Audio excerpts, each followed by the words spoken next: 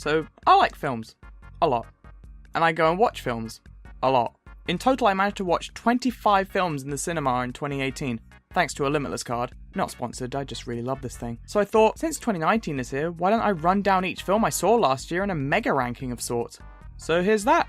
The only rules that apply here are no re-releases, and I'm going by the year of release, not by UK release date, because they can be crazy later than everyone else. So, sorry Coco. These opinions are all subjective, so feel free to disagree. Let's count them down.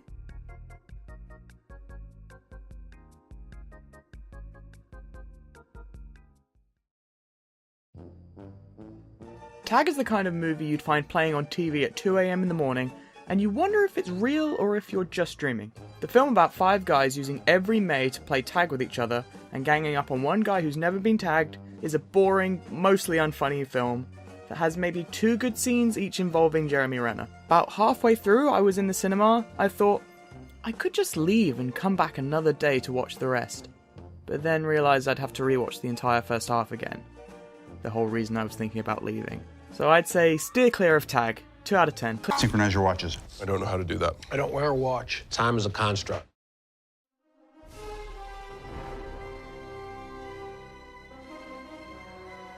Venom is the single most disappointing film this year. Sony's first outing with a Spider-Man character since Marvel got Spider-Man himself back is a very shallow and dull film. The only real highlight is Venom itself. They nail the voice and the overall look pretty well. But Eddie Brock and every other character is really boring, the plot is quite stock, but by far the worst thing about this film is Riot. I'd say Riot is a villain in the same tier as Doomsday, Abomination or Rhino. Just bad.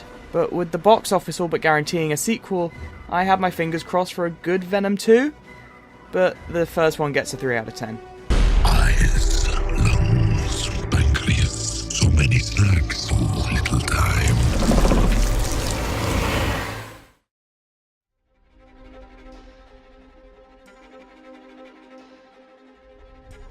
Fantastic Beasts: The Crimes of Grindelwald is like the Phantom Menace of the Harry Potter series. The original creator is back at the helm, and they've clearly run out of ideas, so they're just throwing in cheap fan service and weak characters and stories to make the worst of the series so far. I love the first Fantastic Beasts film, so seeing such a plunge in quality is really disheartening. There are positives to this one though. Newt and Jacob's dynamic is as great as the last film, perhaps even better, and one particular beast gets some really incredible visual sequences that are amazing. But unfortunately they aren't enough to save this film from sinking. 4 out of 10. What's that? A safe house in Paris. Why would I need a safe house in Paris? Should things at some point go terribly wrong, it's good to have a place to go. You know, for a cup of tea.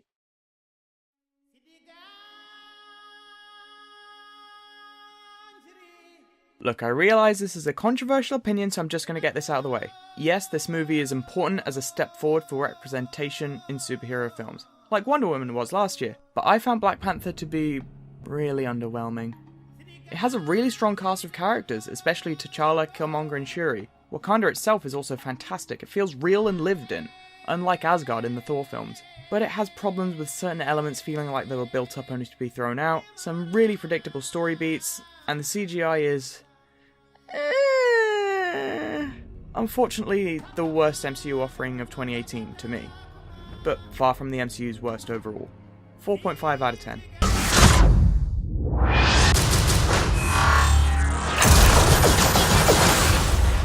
The revolution will be live. Tomb Raider is one of the best video game movies I saw this year. It's loosely based on the 2013 reboot of the series, and it did a good job at conveying the look and feel of the game. It felt very video gamey, which is good. There's a great mixture of CGI effects and practical ones, and neither of them feel out of place or wrong, but it hits just above the bare minimum in every area, and does its job to sell more copies of the game. Hey, it convinced me to get the 2013 Tomb Raider for myself. 5 out of 10.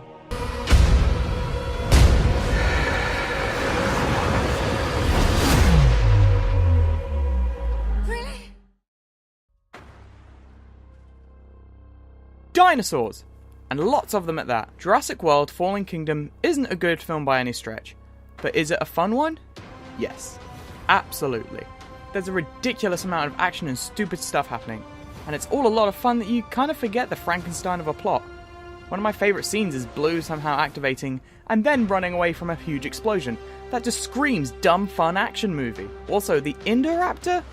That's really cool. Chris Pratt and Bryce Dallas Howard do a great job as always, and come on, Jeff Goldblum cameo is always a win. 6 out of 10. Welcome to Jurassic World.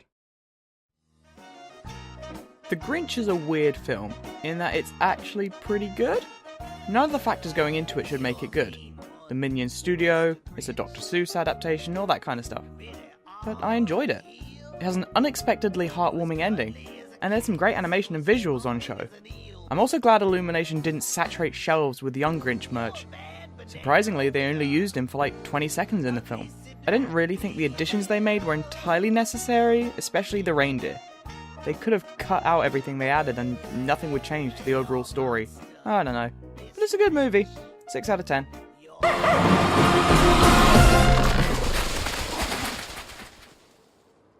What? There were 2 cheesy dumb superhero movies this year, but why does Aquaman rank lower than the other one?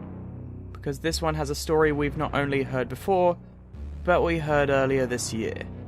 Similarities to Black Panther and Thor aside, it's a fun ride once you get out of the first sluggish act. It feels like a roller coaster after that point in a weird way. I especially love Black Manta, even if he had nothing to do really. Its faults are hilarious to laugh at though, especially some abysmal CGI at points, and random explosions during conversations. I counted 4 in total, and by the third one, I was laughing to myself in the cinema about them. 6.5 out of 10. You think you're unworthy to lead because you're of 2 different worlds. But that is exactly why you are worthy. This true story turned film is more relevant now than ever, with messages that can speak to anyone who watches it. And I remember the reactions of people leaving the cinema were interesting to say the least. Amazing camera work at play here, as well as some of the most convincing acting I've seen this year. I was on the edge of my seat for the entire third act because of it. Please watch this as soon as possible, whoever you are. 8 out of 10. And if you're wondering why this is in a weird place given all the praise I've said about it, it's mostly because of rewatchability. In terms of, I'd rather watch it over everything that came before it on this list, but not as much as everything that comes after it.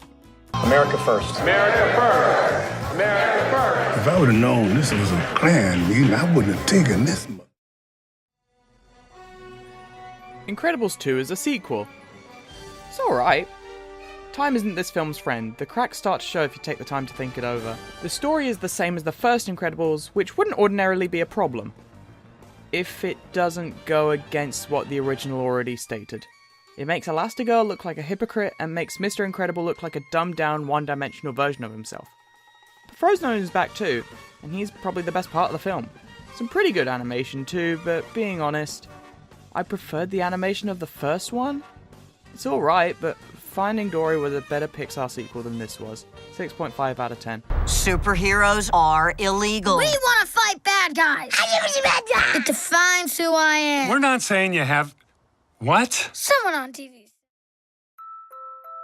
Deadpool 2 is a hilarious film that does essentially everything right. The jokes hit harder and funnier, the characters are better, and it feels like the same scale as the first Deadpool, which is great. Deadpool isn't the character to put into the world will end if this guy gets his rock collection story, so smaller scale stuff like this is perfect. I still think the X-Force drop scene is the funniest thing I've seen in a film this year. My only issue is that the ending feels a bit dragged out, but it doesn't take away from the spectacular film that Deadpool 2 was. 7.5 out of 10. We will be known as X-Force. Isn't that a little derivative? You're absolutely right. Mary Poppins Returns is the most Disney-feeling movie to come out in a while. It's a sequel similar to Star Wars The Force Awakens. The plot beats are fairly similar to the original, but different emotional contexts and new additions make it feel different enough to distinguish the two. Lin-Manuel Miranda's Jack was the highlight for me, being a Hamilton fan there's no surprise. Emily Blunt and Ben Whishaw were excellent as Mary Poppins and Michael respectively, but the best parts of the film are the songs and the visuals. The songs are catchy and feel like they fit perfectly with the original soundtrack, but the 2D animation sequence, honestly incredible. There's flaws for sure, like some really odd choices that don't fit well for a sequel to Mary Poppins, but still an 8 out of 10 movie. Everything is possible. Even the impossible.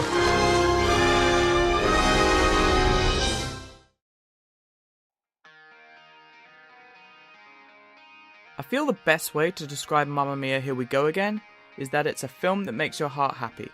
If you don't feel some kind of positive emotion watching this, or the weird feeling to clap after every song like you're in an American cinema, then you're probably dead. The songs are catchy, and the stories and characters immediately pull you in from the first song. Fernando sung by Cher was definitely my favourite part. Leagues better than the first film, please go watch this. 8 out of 10. Let's get the party started. Pokemon The Power of Us is unexpectedly really good. You'd never expect it from Pokemon, but it's a really strong film. It follows from the I Choose You movie from 2017, but also works as a standalone.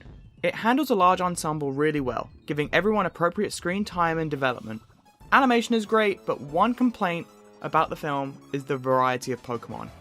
Last film had stuff from generations 1 through 7, but now it's all gens 1 and 2 with one Gen 7 Pokemon there as well. Could it be because I'm a Gen 4 fan?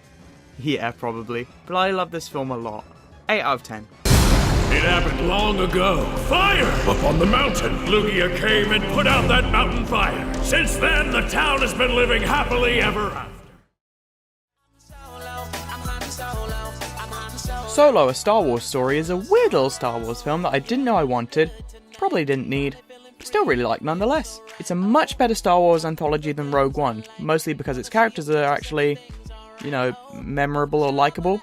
Granted, 3 of them are old characters, but Kiara, L337 and Beckett are great additions. But Dryden Voss, what a villain. He's the best addition to the whole film. He's a threatening presence who seems different from other Star Wars villains because he doesn't act violently because he has to, he does it because he wants to. Give the first Star Wars box office bomb a watch, you won't regret it. 8.5 out of 10. Since when do you know how to fly?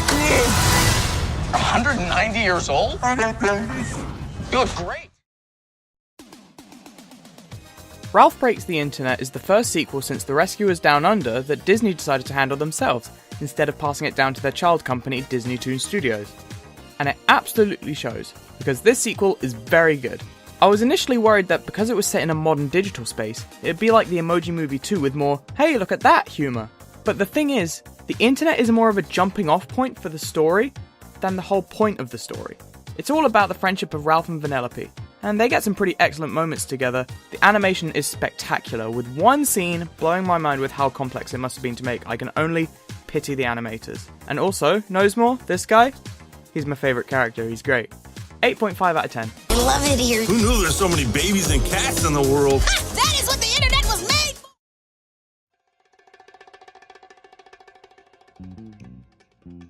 Ant-Man and the Wasp is the other dumb cheesy superhero film this year, but brings a whole lot more to the table. I've seen a lot of other reviews saying this movie is bland, middle-of-the-road Marvel.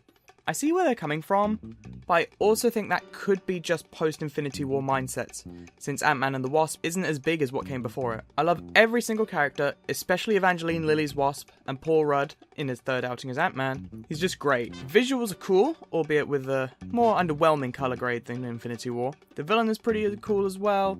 I felt one twist involving her happened a bit too quickly. Also, the ending? I'll admit it's pretty stupid. But it's a fun romp with the smallest MCU heroes. 9 out of 10.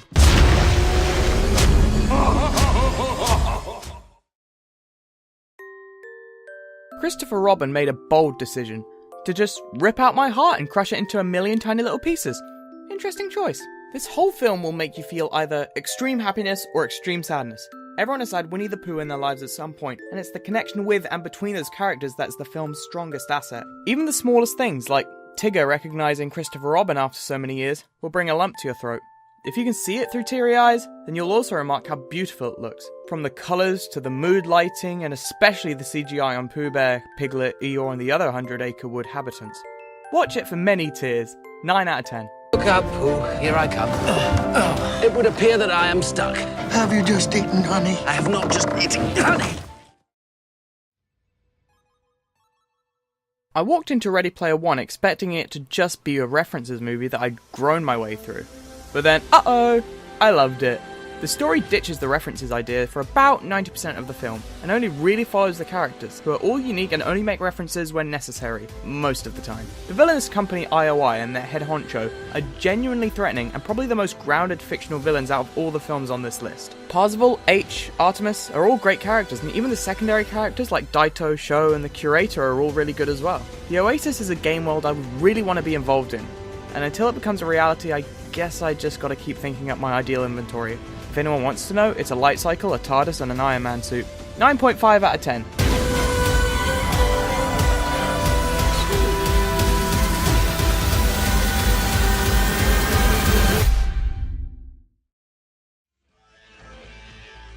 Spider-Man Into the Spider-Verse is a perfect Spider-Man film, and I don't understand why practically no one's watching it. The first big screen outing for many Spider people, including Spider-Man Noir, Spider-Gwen, and the main character of the story, Miles Morales. It's the most comic booky film I've ever seen, and the story feels kinda like this is Spider-Man's The Dark Knight Returns, just switch out the tone from dark to jokey. By far the best things about this film are its animation and its message. You'd never guess these guys made the Emoji Movie, huh? I've not seen a film with so much effort put into its animation since the Lego Movie, and its little quirks linking back to comic book visuals are perfect. And the message? Anyone can be Spider-Man, anyone can be a hero, and that's pretty damn cool if you ask me. 10 out of 10. That way, that way. Other way, other way, other way, other way. Do animals talk in this dimension? Because I don't want to freak them out.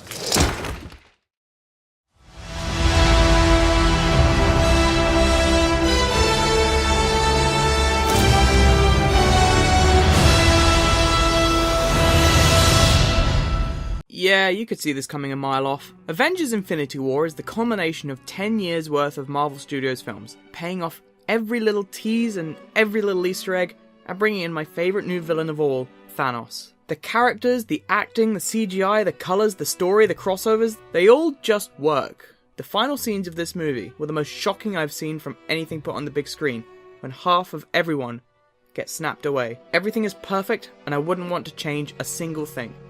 I don't want to wait for Avengers Endgame any longer, but it's coming out on my birthday, so that's pretty cool, I guess. Infinity War gets a 12 out of 10. Yes, a 12 out of 10. I really love this movie. You should have gone for the head.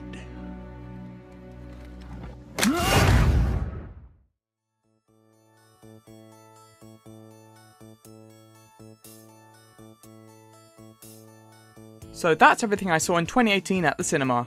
Overall, I'd say it was quite a mixed bag. There was a definite trend of things I thought would be bad turning out good, and vice versa. But next year's got a whole new batch of films for me to do one of these videos on. Toy Story 4, Avengers Endgame, The Lego Movie 2, Detective Pikachu, Captain Marvel, and so many more I can't wait to watch. Thank you all for watching me go on about films for 20 minutes, and please let me know what you thought of this year's films. Bye!